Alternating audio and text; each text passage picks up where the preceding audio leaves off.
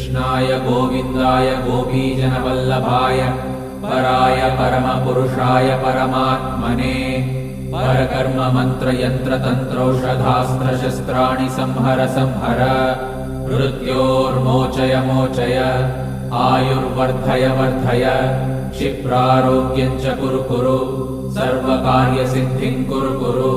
ॐ नमो भगवते महासुदर्शनाय दीप्त्रे ज्वालापरिवृताय सर्वारिष्टविनाशाय सर्वसम्पत्कराय सर्वदिक्शोभनकराय सहस्रज्वालाय परमात्मने परब्रह्मणे परञ्ज्योतिषे हुं फट् स्वाहा। ॐ श्रीं ह्रीं ऐं क्लीं कृष्णाय गोविन्दाय गोपीजनवल्लभाय पराय परमपुरुषाय परमात्मने